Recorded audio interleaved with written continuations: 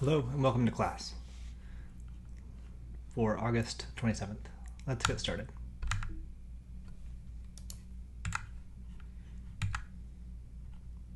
Our plan for today is to talk about the homework, problem sets, and some of the common problems with people lying with statistics. And we'll talk about business problem framing, and then we'll get into confidence intervals. So, lying with statistics. This is something that happens all around us. People misrepresent data. They use data to try and get you to think one way or another. And part of this class is to learn how to identify that and protect yourself against people who are trying to lie with statistics. So you all found a lot of great examples in the homework of misleading things. For example, this pie chart that adds up to 170%. A pie chart should not add up to more than 100%, it should add up to 100%. So this is a terrible graph. And this was published by ABC News, some local affiliate.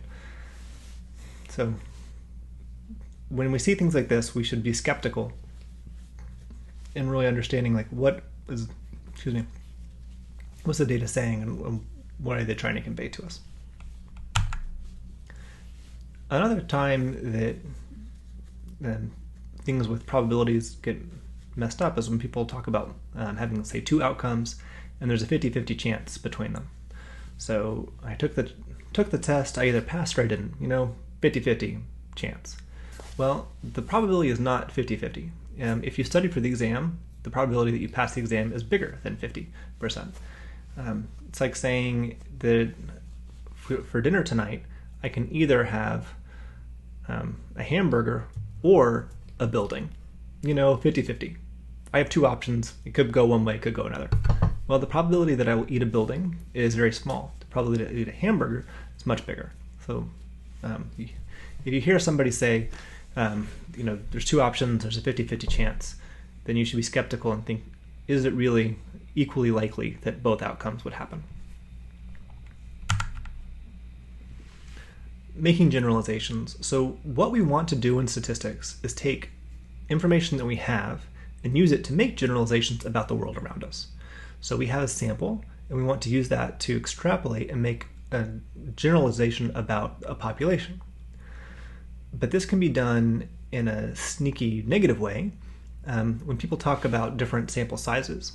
So maybe they have a very small number from a big population that makes it sound like something that's very rare.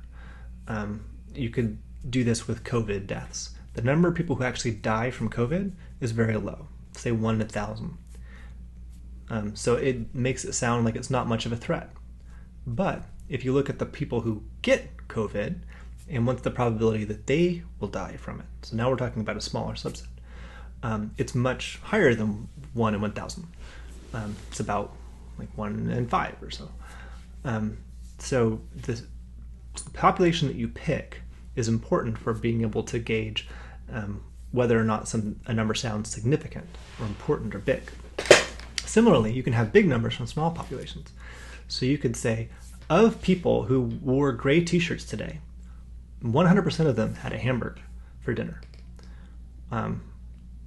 So that can sound really impressive, like, wow, 100% of this group. But really, I'm only talking about myself, because I'm wearing a gray t-shirt and I ate a hamburger. So big, you can have a big number, but just a small population. As I was preparing for this class, I was reading an article about face coverings and the effectiveness of cotton face coverings. And it said 75% of the masks that they tested were effective in preventing COVID. Like, oh, 75%, that sounds really big. But it turns out they had only tested 4 masks. So 1 mask didn't work, the other 3 did. So it sounded like a big proportion of masks worked, that 75% worked, but it was a really small sample. Another thing that we have to watch out for here is the sample bias. So how you choose your sample is extremely important for the accuracy of the generalizations. If you go to a baseball game and you ask people there, do you like baseball? the number of people who like baseball would be higher than the general population, because these are people who've already chosen to spend their money and their time going to a baseball game. If you ask people on the internet, do you think the internet is important? Then they're going to say yes, more likely than people who have chosen to not go onto the internet, who obviously don't think it is as important as someone who is choosing to be on the internet. So that sample bias and how you choose the group that you're going to sample is extremely important for understanding how you can generalize those results. Extrapolating. What we want to be able to do, as I said, is take information from our sample and extrapolate it to the population. That doesn't mean that we should take a trend and just multiply it and extrapolate it that way. As you can see in this cartoon, you've got the man saying that yesterday you had 0 husbands, today you have 1. So this couple just got married. You can see she's still got her veil on. But he is extrapolating that she will follow that same trend. And so every day she will add a husband until she has 4 dozen husbands. So we know that it's unlikely for any person to have 4 dozen husbands. This extrapolation, anything beyond 1 husband at a time, is pretty rare. So that is not a good way to extrapolate. Unlikely, as I said, that she's going to have 4 dozen husbands. Another way people lie with statistics is that they omit information. This can be done intentionally or it can be done by accident, but by excluding things like the sample size and the margin of error, they're taking away information that we as consumers of that data need in order to understand the validity of that data. So as I said, if I said 100% of people wearing gray t-shirts ate a hamburger, then you might want to know how many people did I ask who had gray t-shirts. So I only asked 1, I only asked myself. So a sample size was really small. The same thing with the margin of error. You could say there is an 80% chance that Joe Biden will win the presidential election, plus or minus 50 percentage points. So that would mean it could go as low as a 30% chance that he would win. Huge margin of error. That means I'm not very certain. But if I just say 80% chance initially and don't provide you the margin of error, you don't get the same information that you would need to understand the validity of the statement that I have made. Along with that is not providing context, especially around how that information was acquired.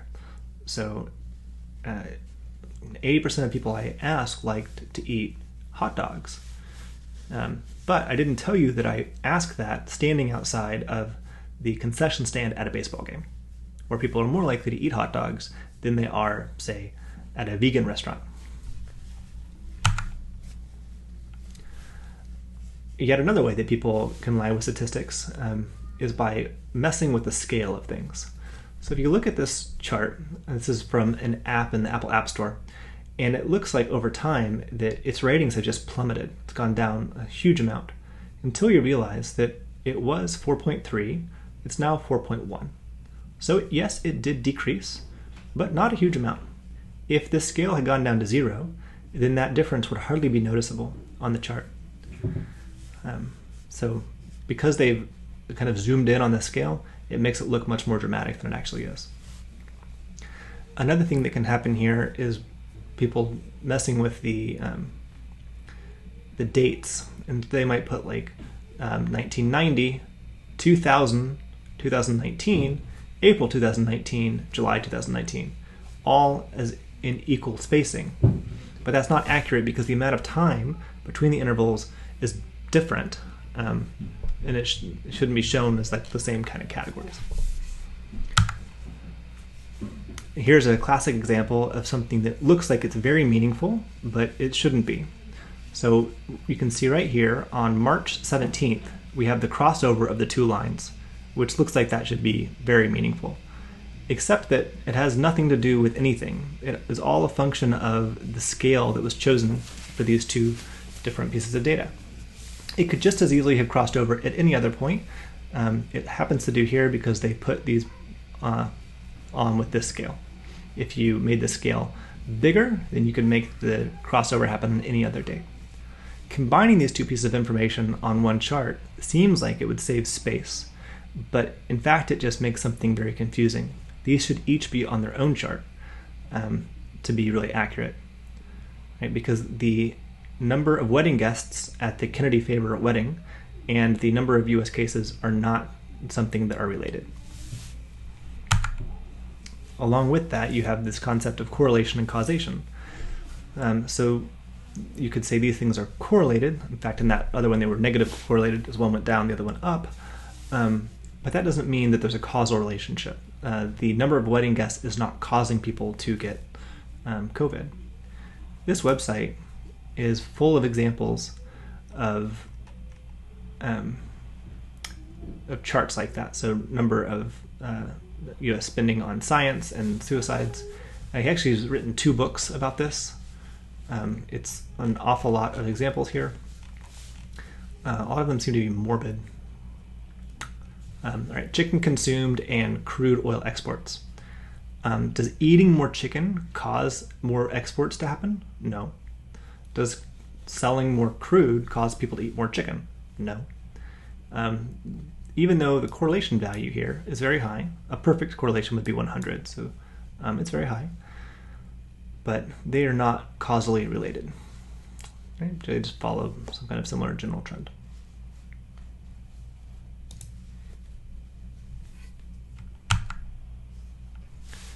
Let's talk about a sneaky way that people can use statistics. This happens with Ponzi schemes, so schemes where people are trying to intentionally to steal your money. They send out 100 letters to people, and they say that it's going to rain tomorrow in all these letters.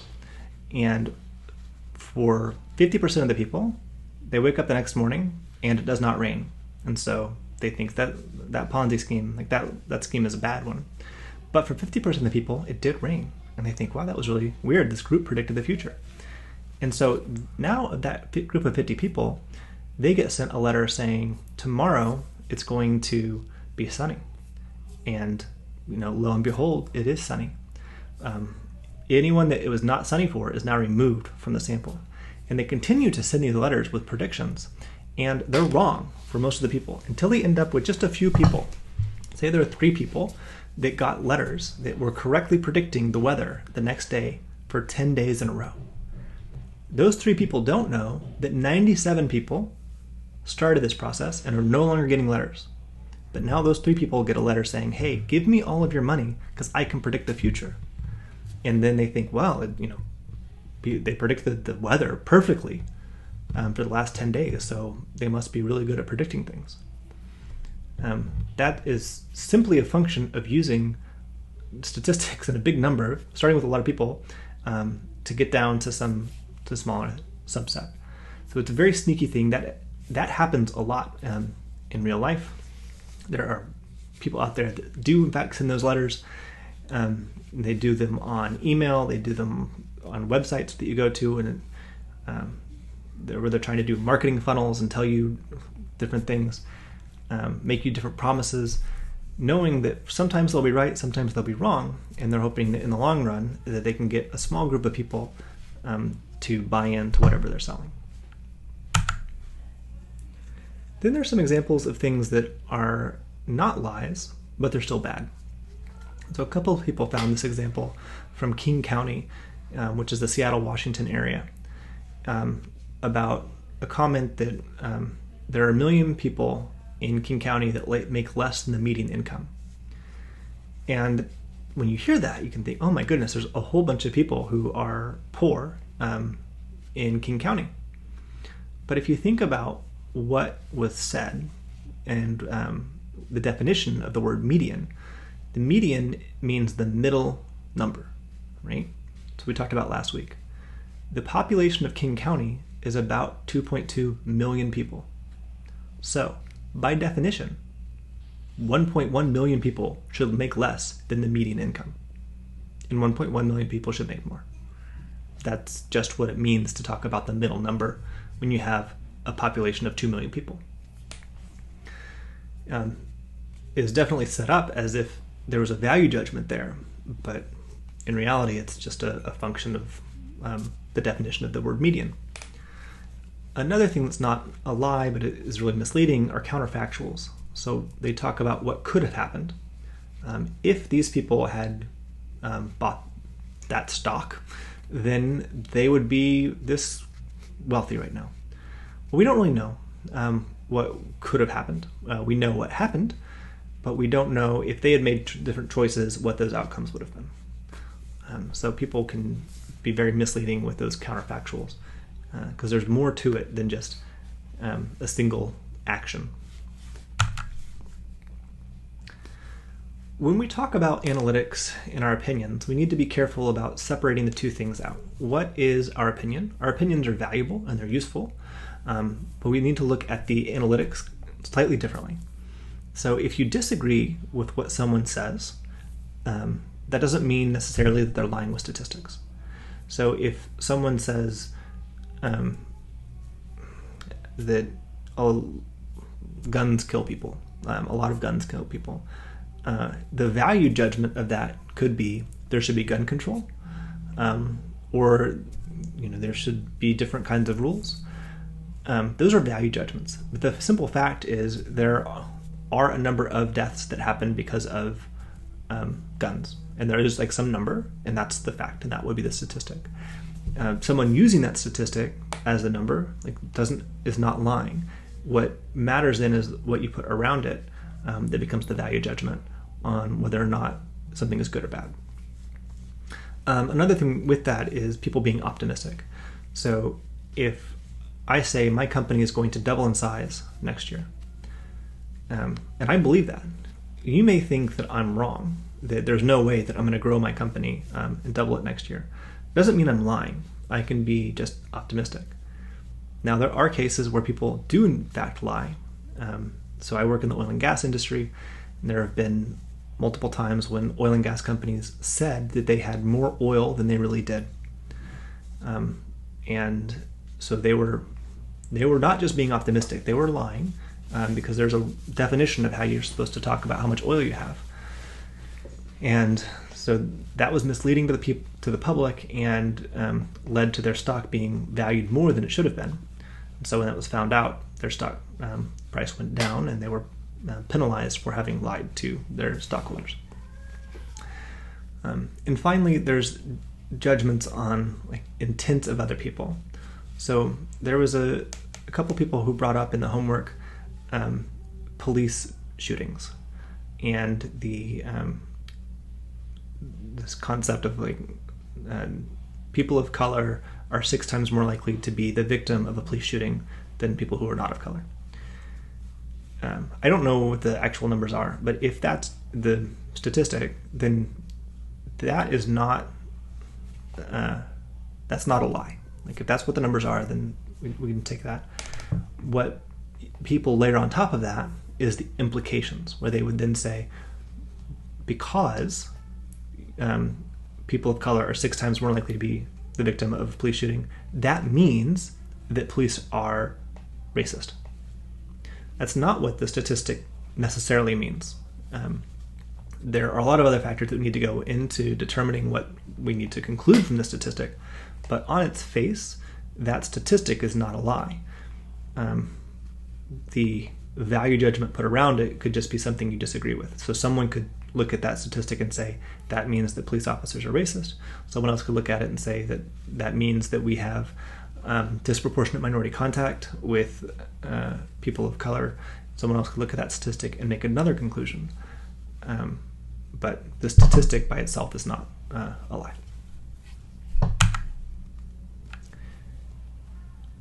And here's something that's slightly different. It's a place where you don't really have lies, but there's this kind of gray zone, or I call it the danger zone, that are all about kind of judgment calls. So there are things like holistic medicine. So right now, essential oils are very common.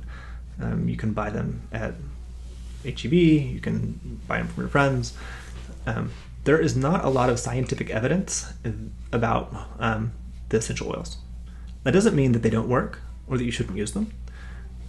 It just means that mainstream science and medical doctors have done studies on pharmaceutical drugs for years, but they have not done those same studies on holistic medicine techniques. So it doesn't mean that the holistic medicine doesn't work. It just means that there's not any studies on the effectiveness of it. So that's not a value judgment. It's just there aren't a lot of statistics about the effectiveness of essential oils for curing something compared to a pharmaceutical drug. Right? That just so when you hear things that are in that zone, you just need to think carefully about what's actually being said and what the implications are.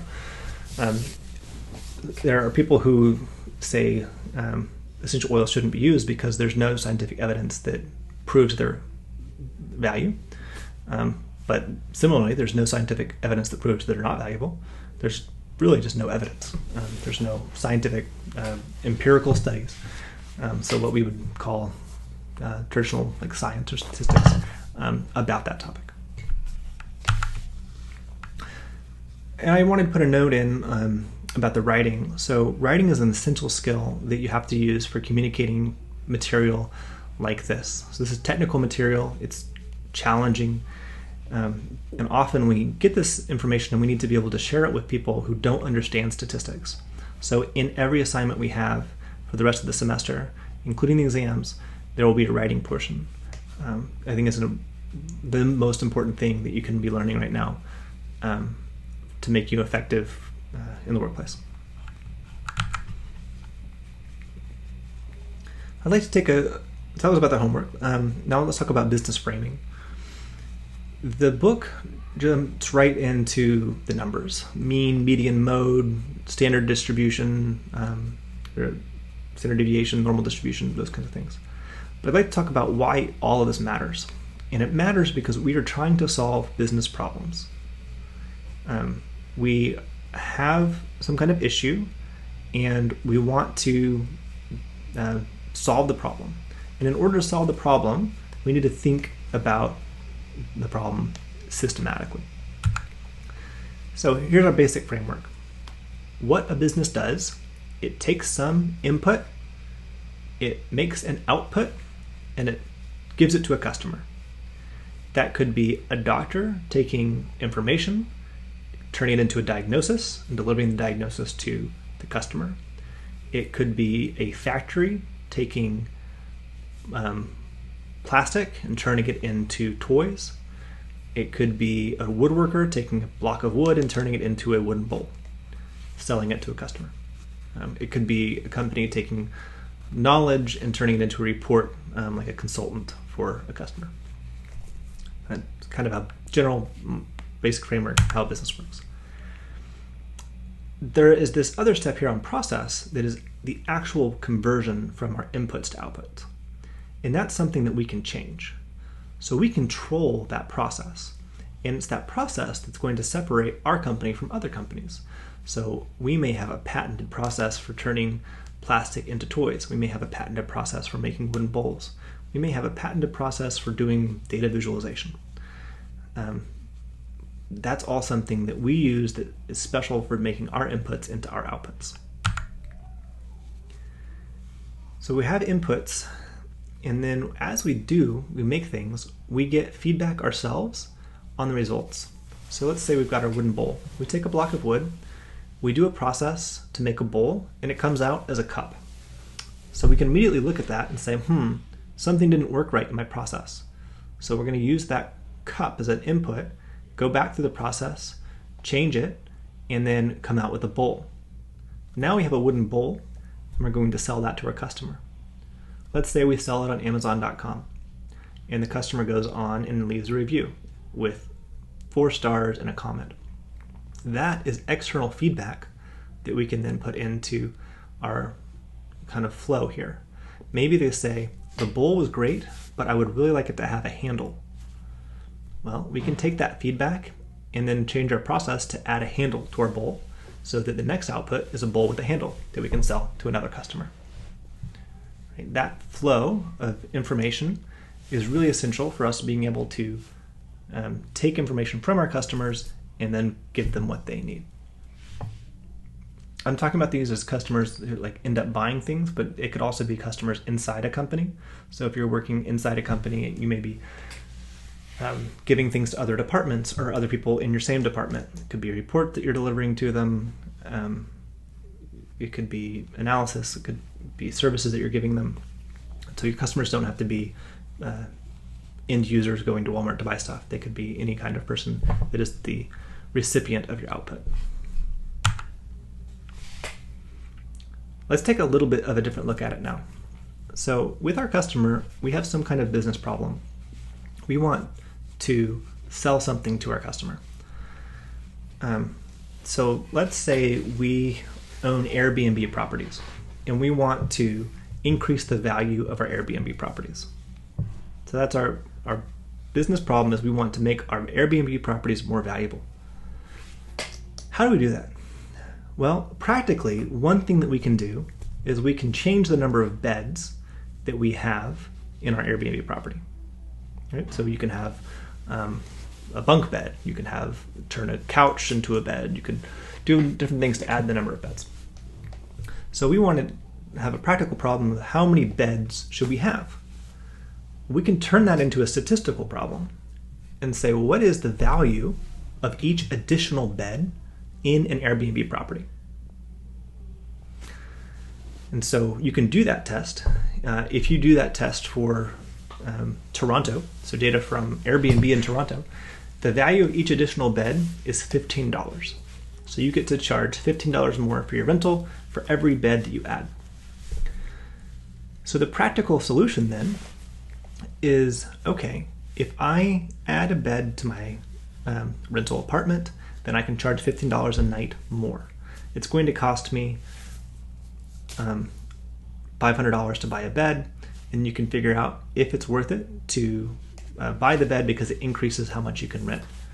So that takes your statistical solution of it's $15 a bed, turn it into a practical solution, whether or not you should buy the bed, to help solve your business problem.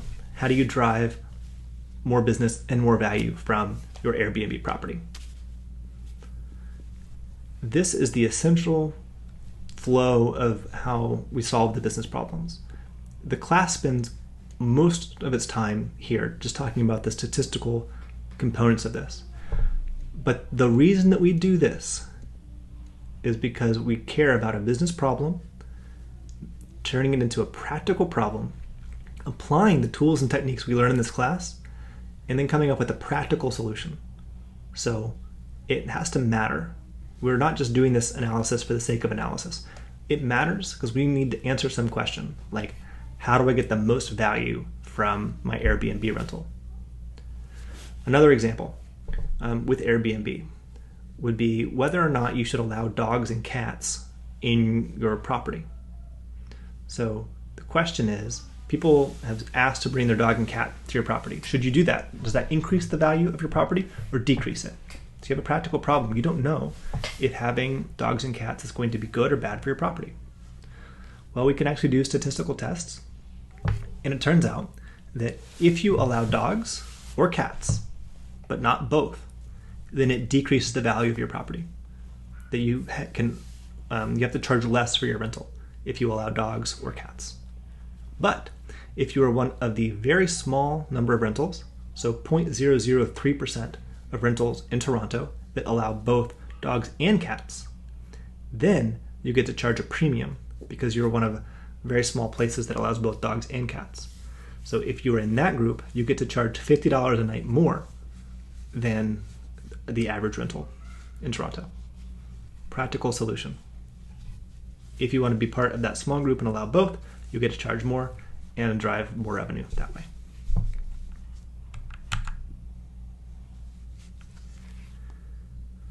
So let's talk now about the different types of analysis. I introduced some of these concepts last week. We're going to go through them this week a little bit more. There's different names on these. The names are not as critical as the general concept. So what we have here is degree of competitive advantage. We want to be able to ask better questions. And then on this axis are different levels of analysis. So down here, you've got reports like what happened, and that would be descriptive analysis. last quarter, we sold 100 t-shirts. Okay, that's a report about what happened in the past. It's fine, it's useful, but it's not differentiating. As you move up, you get to more interesting questions, like not just what happened in the past, but why did it happen? And will it continue? And that would be like our statistical analysis, these techniques that we're going to learn in this class. And we will talk about this in this class a little bit about forecasting, so predicting the future, using trends that we've seen in the past to predict the future. All the way up in here towards predictive modeling, and that would be like a regression. So what we just talked about for Airbnb, being able to use information about every rental in Toronto to predict how much you can charge for your rental based on specific things that you have. Oh, you have 2 beds, you allow dogs, you allow cats, and you have Wi-Fi. I predict you can charge $173 a night. That's the kind of analysis that we get there. And we learn from that how much more you could charge if you change those different parameters. So if you allow both dogs and cats, you get to charge premium. But if you don't allow cats, but you do allow dogs, that's going to actually cost you $50. It's going to decrease how much you can charge by $50 a night. So what's the most you can happen? We're not going to talk about these topics up here, but those would be things like coming up with the best solution for how you send things in a supply chain, or how you get the most value out of the different, so you've got a bunch of wood, how do you get the most number of products out of that wood and produce the least amount of waste?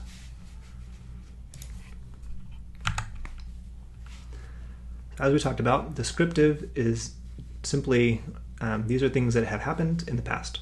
Always looking in the past. These are the things that you see in the newspapers. Very basic. These do not have value judgments attached to them, right? If you say something like 50% of the class is male and 50% is female, that's a descriptive statistic that has no judgment on that. It doesn't really tell you anything. You can't draw better conclusions from that.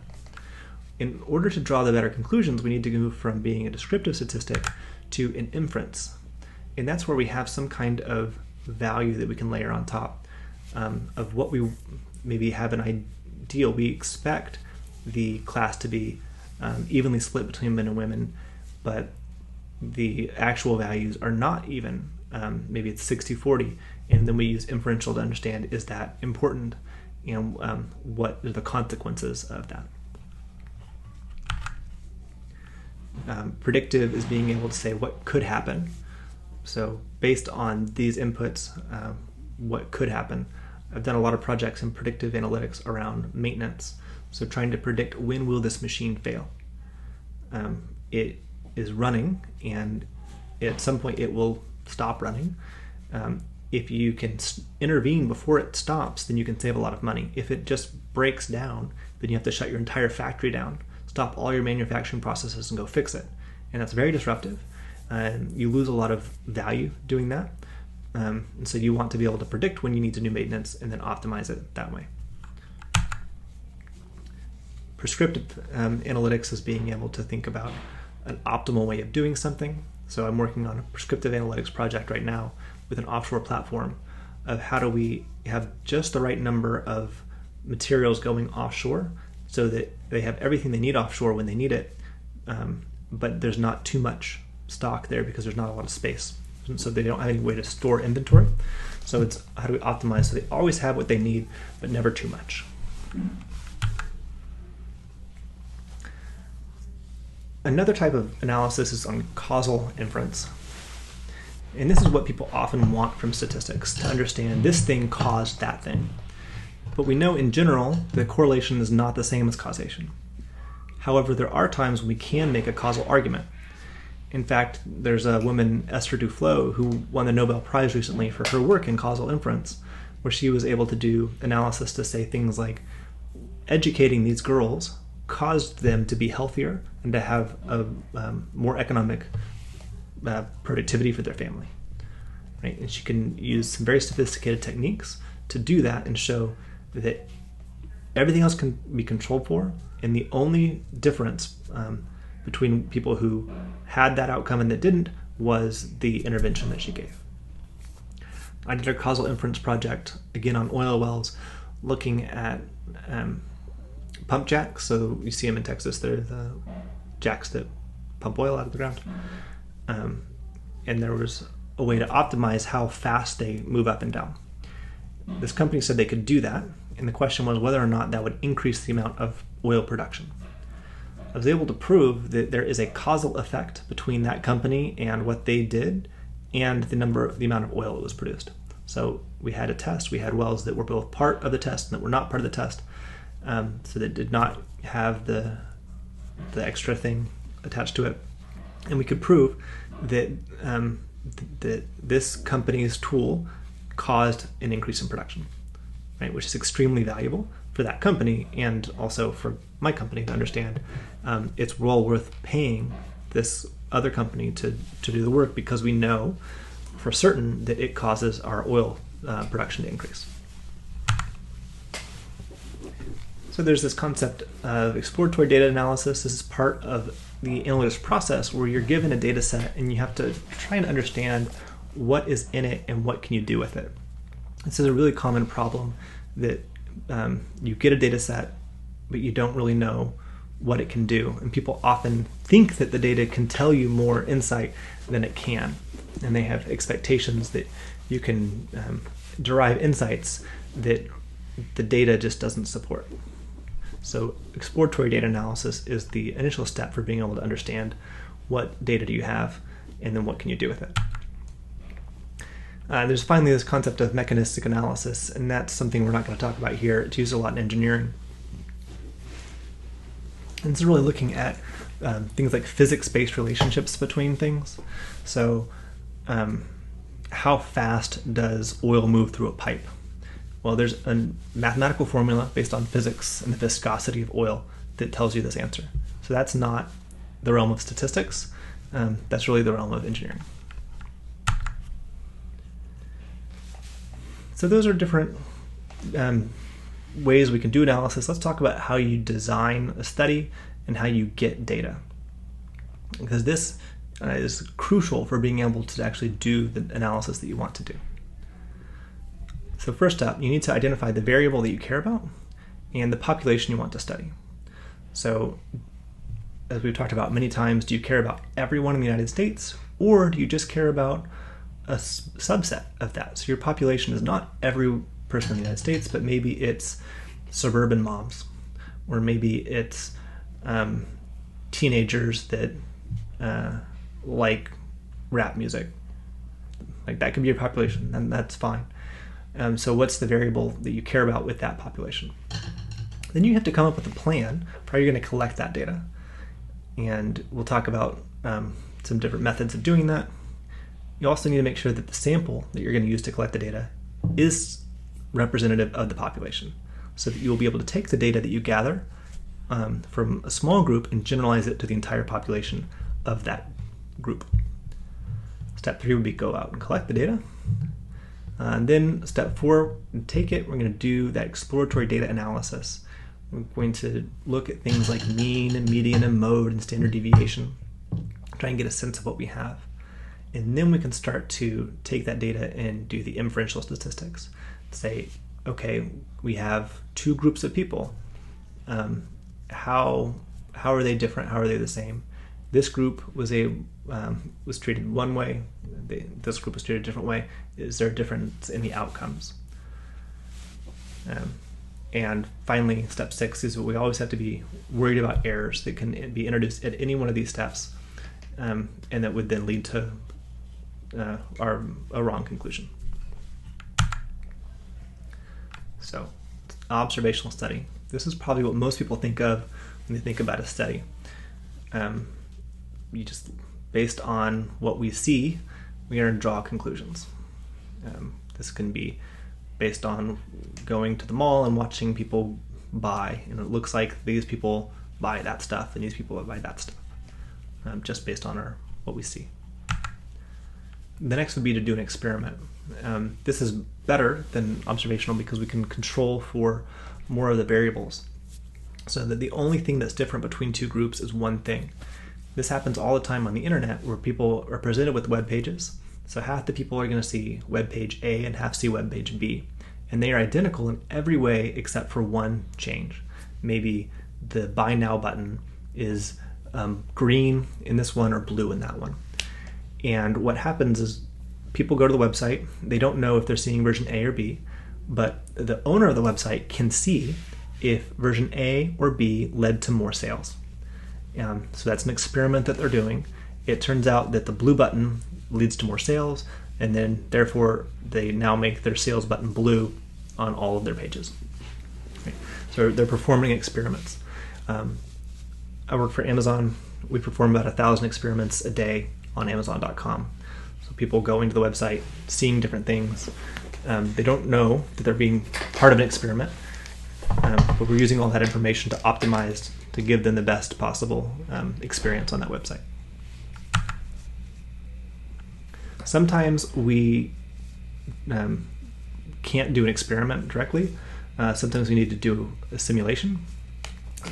It could be too expensive to do an experiment, or it could be like unethical. So the example of doing crash test dummies, we're not actually going to put a human in a car and crash it and see what happens. That's unethical. But other times it's simply we do a simulation because we need to do a lot of something, and we need to do something over and over again. For example, this computer program called AlphaGo that Google invented plays the game Go, and it is the best in the world at this. It beats humans, and it does that because it has simulated this game millions and millions of times by playing against itself.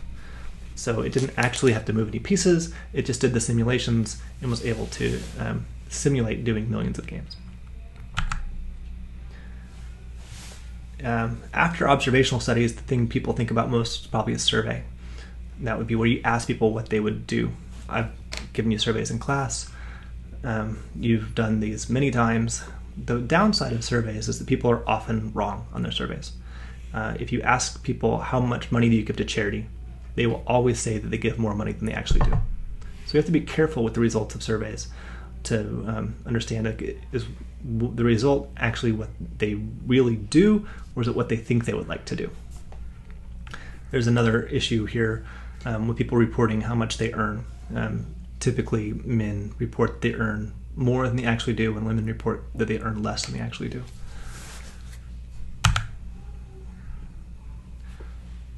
Right, so those are all ways you can get data. What are things that can mess up getting data? Well, confounding variables.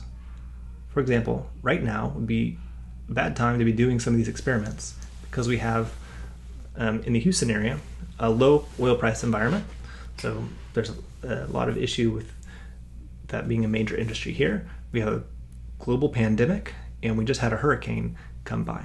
So if you were looking at your sales data for the last few days or weeks, it could be really odd, not because of anything that you've done, but just because of these factors outside of your control, and the whole economy functioning differently than it would like in a normal situation. Another issue is called the placebo effect. That's where people think that they have gotten some kind of treatment when they didn't, and so they act differently because of it. So they may think they're part of a treatment group and that they're expected to act one way, and they start acting that way, even though they were not part of the treatment group. Classic example is you have people you give a sugar pill to, and it lowers, in this on the slide it says the headaches go away. You could also say it lowers your blood pressure, whatever. But in fact, the pill that they were given is a sugar pill which has no medicinal value. There are a number of studies, though, that show that people can definitely improve their actual health outcomes, even when taking a sugar pill, if they think that it is the real thing. Now, the next concept is called blinding, and that's where people don't know like what the options are. So you have the Pepsi challenge. In the 1980s, Pepsi did a challenge where they would take people who said that they preferred Coca-Cola. They would give them 2 cups, one labeled A, one labeled B, and they would drink both and then say which one they liked. And it turned out that most of them liked Pepsi. And so this was a huge win for Pepsi. They did a big marketing campaign on it. It worked because people did not know what drink they were drinking. So interestingly, Coca-Cola, when they were surprised by this, they did a study in Dallas, Texas, where they looked at what if people drink more than 1 sip. The Pepsi challenge, people had 1 sip, and they preferred Pepsi. But it turns out if they had 4 or 5 sips, they preferred Coca-Cola. And so they did their own version of the challenge where people had to drink a whole cup instead of just a sip, in which case they would choose Coca-Cola. The important part was people did not know what they were drinking when they were drinking it. That way they were not biased based on their prior belief of whether or not they liked Coke or Pepsi. Another way to help with unbiased results is do randomization. That way you have 2 groups of people and they are randomly selected. So then we assume that they're basically the same. Could have been this way or that way. And then you can give one group one thing and one group another thing. That's why the A/B tests on the internet work so well. They are randomized samples. There's no systematic choosing of who's going to see version A or version B. When you go to the website, it at that moment is choosing which version you get. The double-blind experiment is similar to the blind experiment. In the blind experiment, the participant does not know A or B. In the double-blind, the person administering the test doesn't know either. So in the example here, the doctor doesn't know who got the medication and who got the placebo. And that's to prevent things like subtle influence, the doctor might say. So if the doctor knew that you got the placebo and you said that you were feeling better, she might say like, are you sure? Which could lead to a different, they could bias the results. So in double blind, the administrator doesn't know who got the drug or who didn't.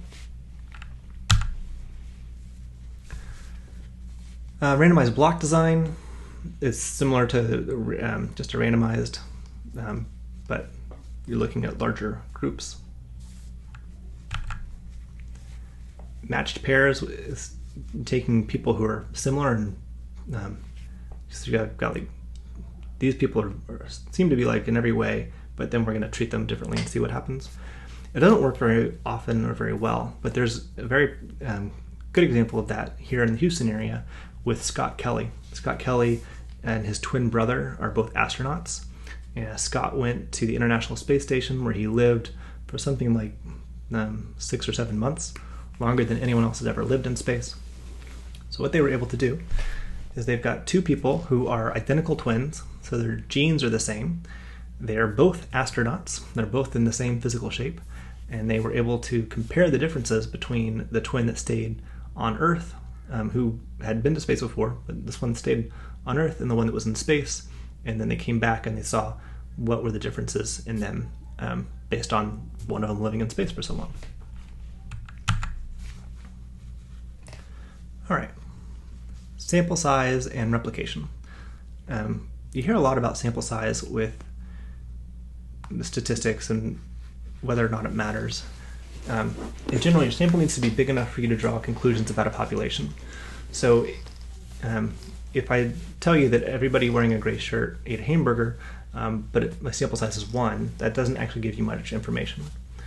At the same time, we don't need to ask everyone in the United States if they ate a hamburger, because that's very expensive. So there's this trade-off.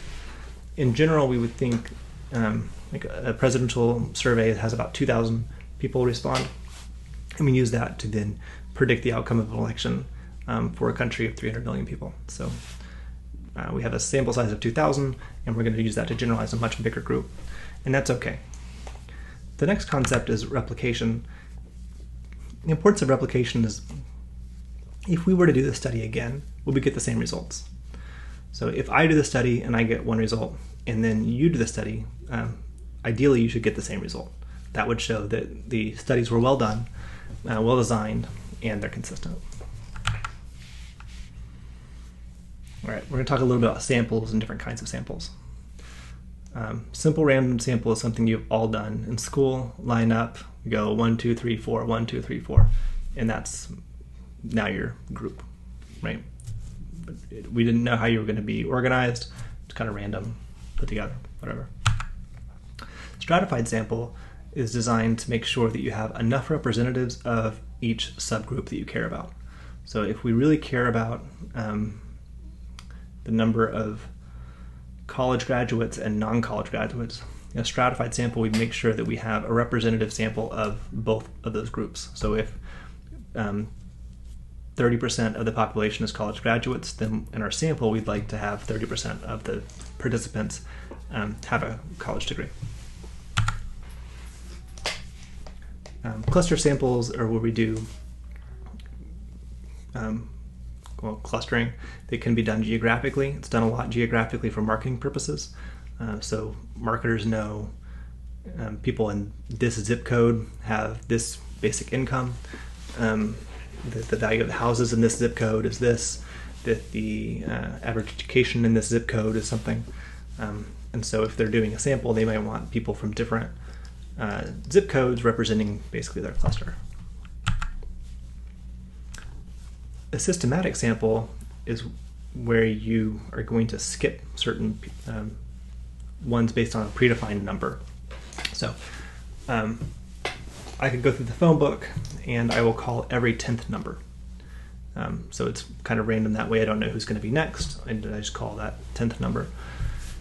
You could do it if you're standing in front of a store and you're doing a survey, that you're going to survey every 10th person that comes. And that helps prevent a bias of a large group of people coming all at once that are different. So say a group of high school friends all show up at once and you give them all the survey, but they may not be representative of the average person coming to your store. So a systematic sample would be a way to separate those out. Now the worst possible outcome is the convenient sample, and that's where you ask the people that you know. So if you go to your church and you are asking people in your church, like, hey, do you believe that there's a God? Like, it's an easy sample to get. Probably going to get a different answer there from your group of church friends than you would on a general population. And just a couple of terms. A census is studying the entire population. In the United States, we do a census every 10 years. This year is a census year. So you should have all received something from the Census Bureau.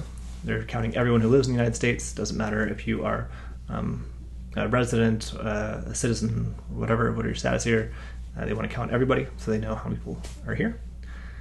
The sample is a subset of a population, and sampling error is the error introduced by having a sample. So ideally we're looking for that population parameter, but we're only using a sample, and so there's going to be some difference between what our sample is and what the population is, and that difference would be our sample error. So in class we went through and we did this game where people wrote down their names 5 times with their dominant hand, and then 5 times with their non-dominant hand. And here are the results. On the non-dominant hand, or with the dominant hand, it took them 17.3 seconds on average to write their name 5 times. On their non-dominant hand, it took 35 seconds. So they were accomplishing the same task. They were writing their name 5 times, but they were doing a different process. And so the purpose of this example is to show that that process does matter. And so if we have a process that is operating one way with a non-dominant hand, then we can study that, and we can then think there may be an alternative way, using a dominant hand, for example, that would reduce the amount of time it takes to accomplish this task. In order to understand if this difference matters, so does it matter that it took 17 seconds with one hand and 35 seconds on the other hand? In order to understand if that matters, we need to do a statistical test. And then we would be able to determine if this difference is statistically significant. if it's important. So that's kind of what we talked about here.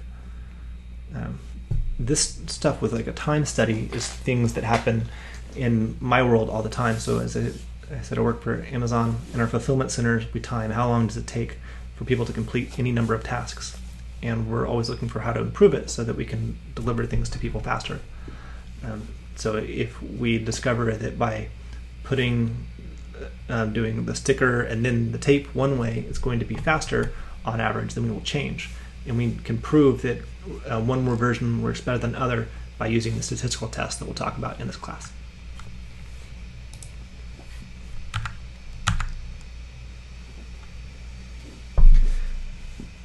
Finally, we're going to talk about confidence intervals.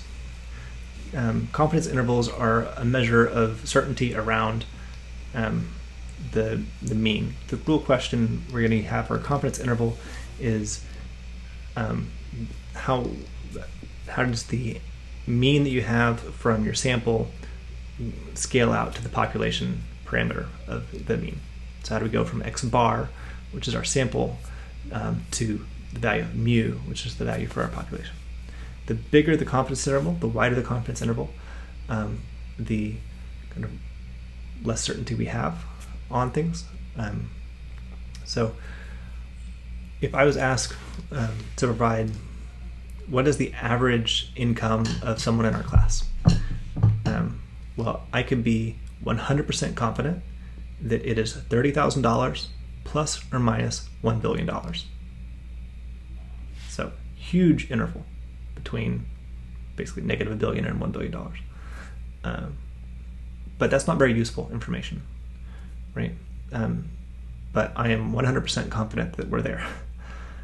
So since we're not, that scale's too big, we need to figure out the balance between being wrong sometimes. So if I say 30,000 plus or minus 5,000, it could be wrong, but I want to be wrong not all that often, so maybe 1 out of 20 times I'd be wrong.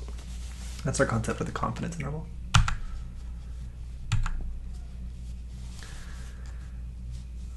So as we think about confidence intervals, when people ask for information and numbers, they normally ask for like a number. How much is this going to cost?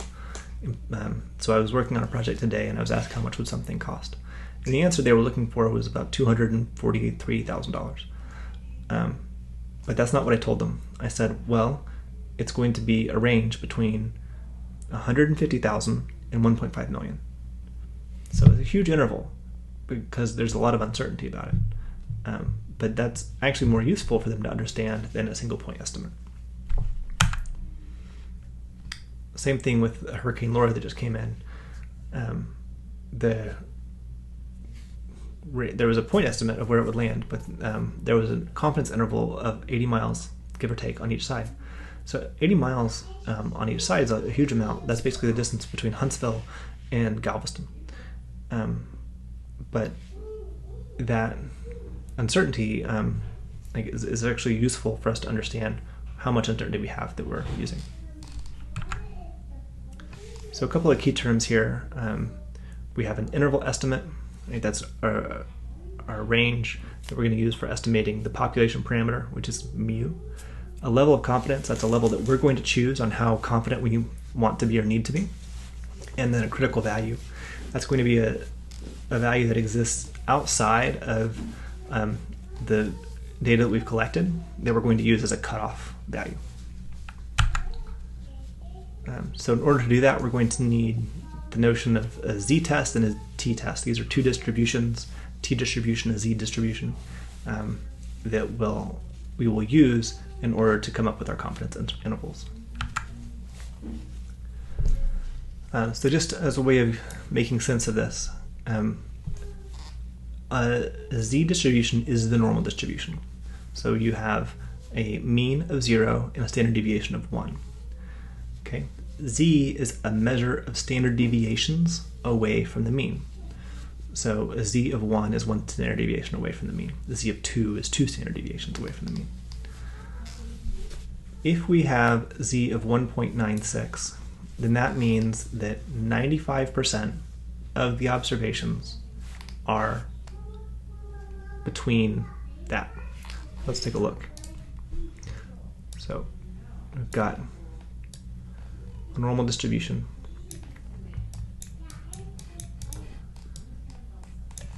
Right, this is our x bar. This is 1, this is 2, -1. I don't know if these are exactly right, just bear with me. So that's our distribution. Right here, 1.96, -1.96, positive 1.96. We expect 95% of the observations to be in this space. Okay, so only 5% of the observations would be out here or out here combined. So there are not many numbers you'll need to memorize in this class, but this is one that we'll use a lot. All right, so it's 1.96 is our critical value for 95% confidence using a z-score.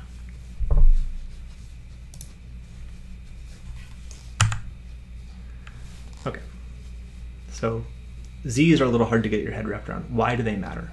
Well, they matter because we can use them to come up with the margin of error, which is something that you see all the time in the newspapers.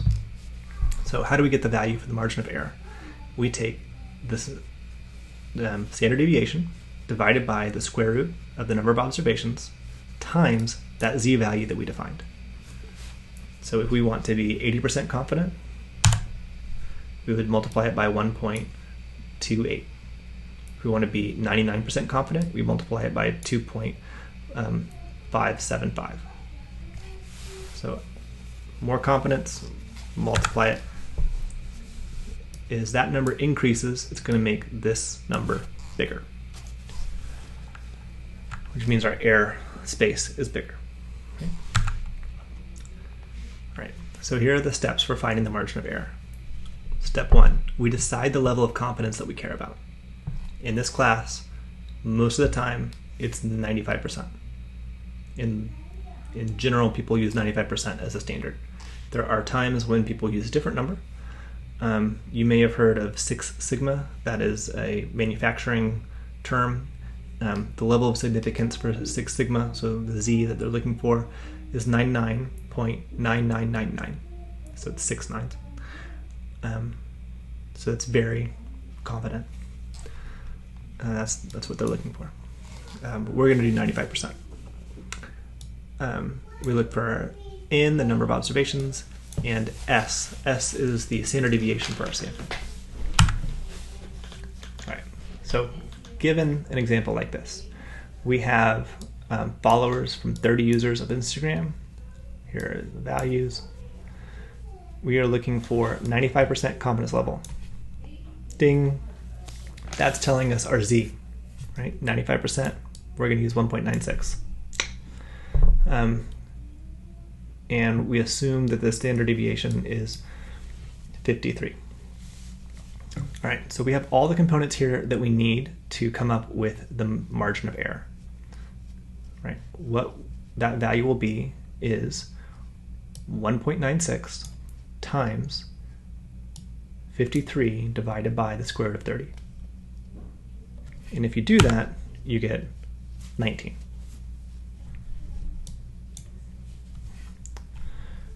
So now we have this margin of error, 19, positive number. What is that good for? Well, we take the margin of error and we add it to our sample mean and we subtract it from our sample mean to get the confidence interval. So this means that the estimate that we had minus the error on one side and the estimate we had plus the error on the other side is the range that we expect the actual population mean to be within.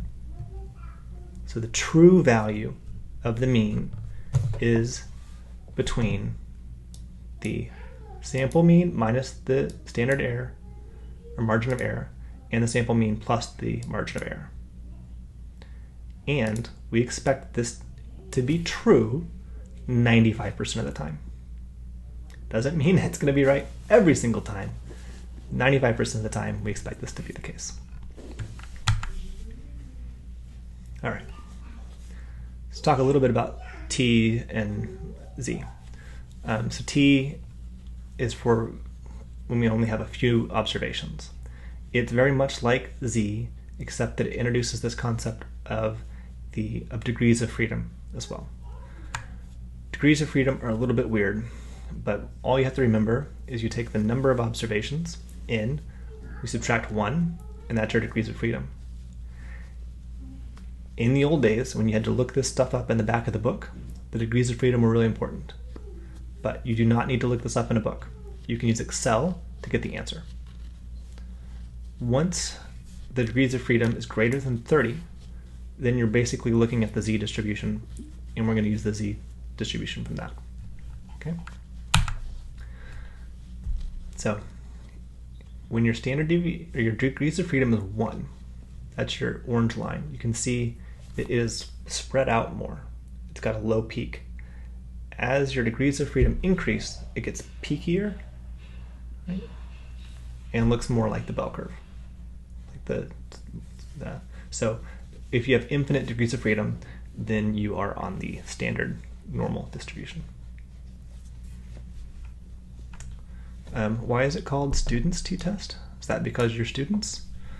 No, it's because the man that came up with this used to be a distiller. He worked in a whiskey distillery.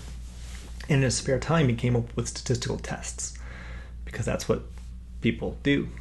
And he published his work. He didn't want to publish it under his own name, so he published it under a pseudonym of Student. And since then, it has been known as the Students t-test. Here is how you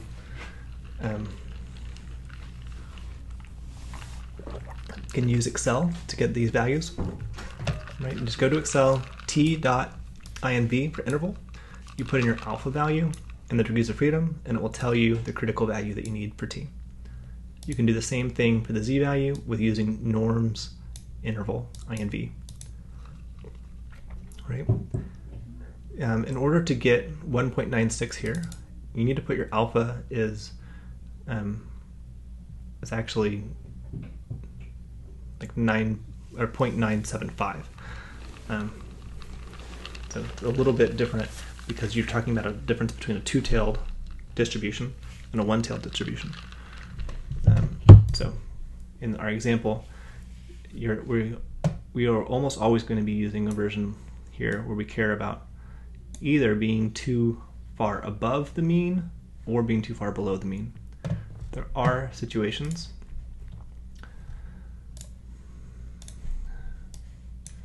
when you only care about being on one side.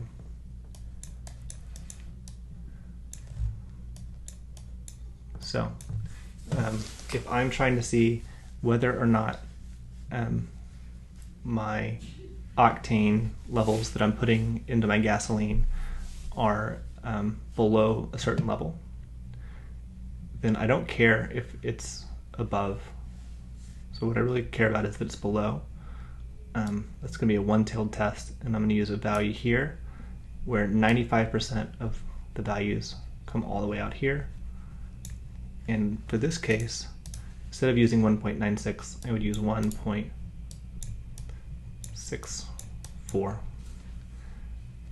And I use that because this means that,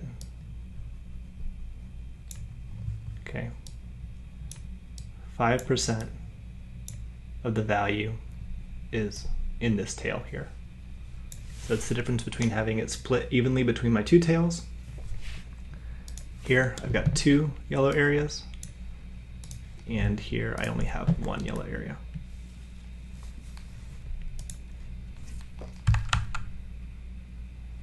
When should you use the z-test or the t-test? We use z when the number of observations is bigger than 30.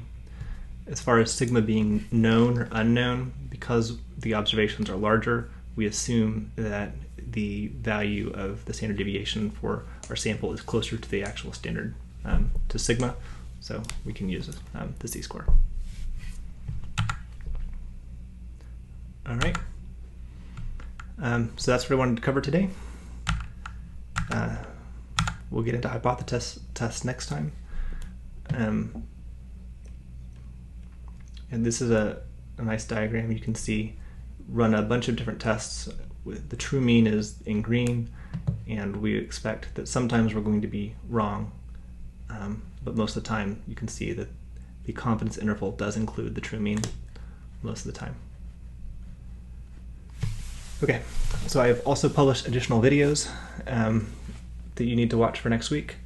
The homework is mainly doing a tutorial from the US Census Bureau. It takes about an hour and a half to do it in Excel. You need to do it in Excel. This will teach you a lot of things that you can do with Excel that are very useful and valuable for the rest of the class and really for your professional lives. So please do that. There's also videos that I published on Blackboard about how to do some of the same concepts as additional reinforcement. There's a website I published that you can go to and do a simulation like this to get a sense of confidence intervals and how those work with like multiple simulations over time. All right, thank you and have a great day.